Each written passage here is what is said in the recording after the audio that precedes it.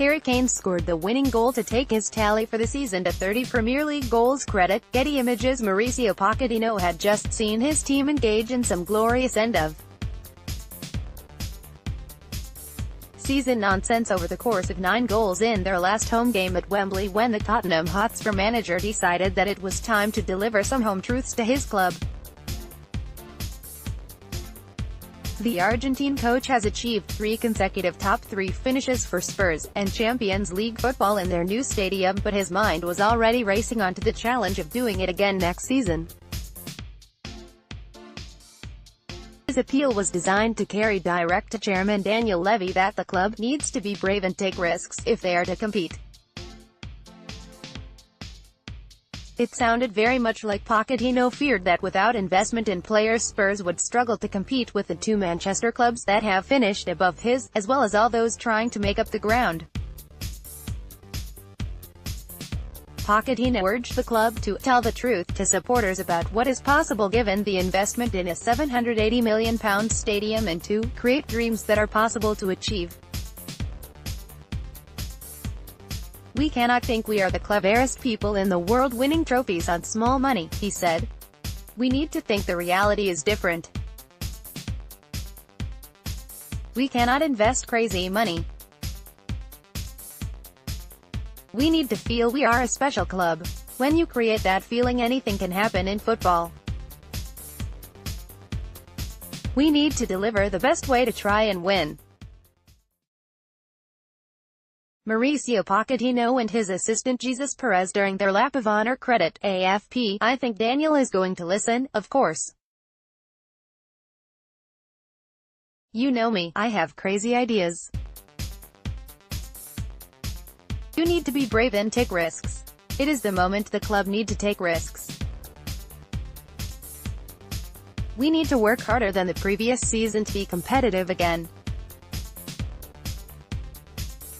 Today the Premier League is a tough competition. You can see not only the big clubs but the clubs behind us. West Ham, Leicester, Everton are working so hard to be close to the top 6 clubs. I'm sure Daniel will listen to me and we will create together."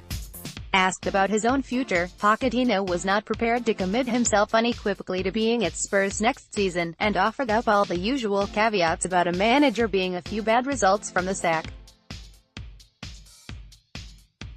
But he was unquestionably laying out his own position in public as Spurs enter a period of uncertainty in which opportunities may yet open up for their talented young manager.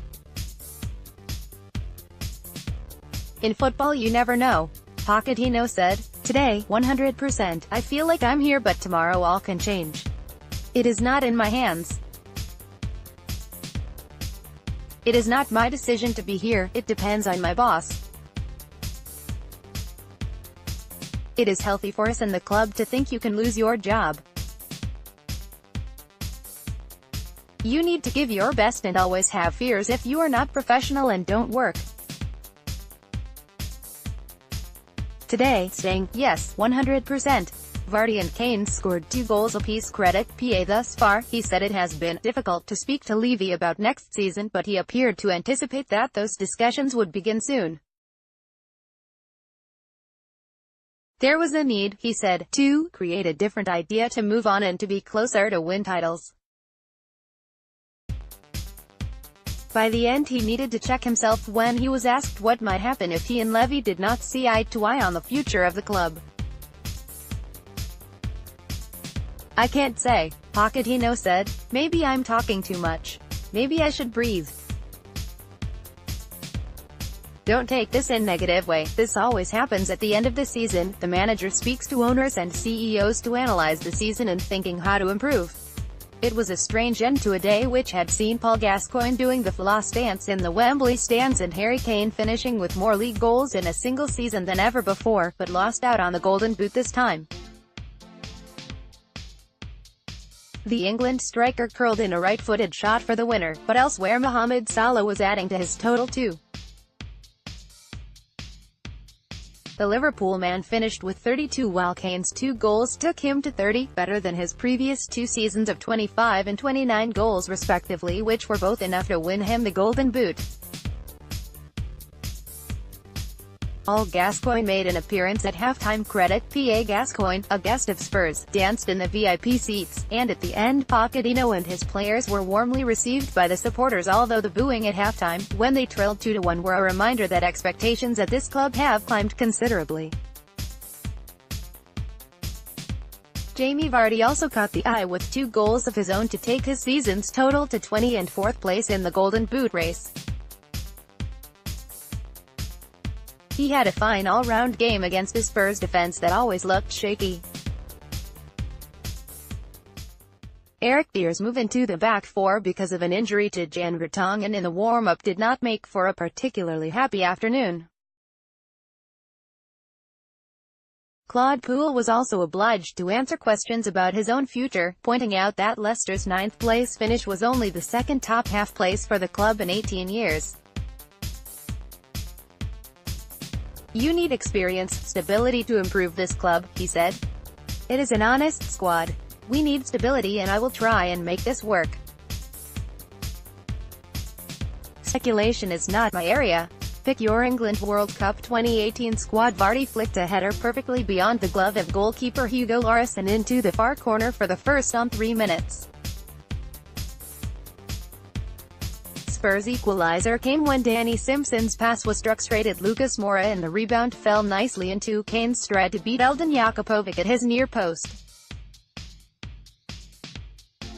Leicester were back in the lead in the 16th minute when Kelechi Iheanacho muscled his way into the box, and from Adrian Silva it deflected off Kyle Walker-Peters for Riyad Mahrez to score. They went 3-1 ahead through Iheanacho after halftime, the striker easily holding off Victor Wanyama to hit a fine shot past Lloris. Spurs scored 3 in 11 minutes in response. Eric Lamela from the cross of Walker-Peters, Christian Fuchs' deflected own goal and then another Walker-Peters cross for Lamela. Vardy's equalizer, running off Wanyama, to slam home Mahrez's pass was superb and then Kane had the last word.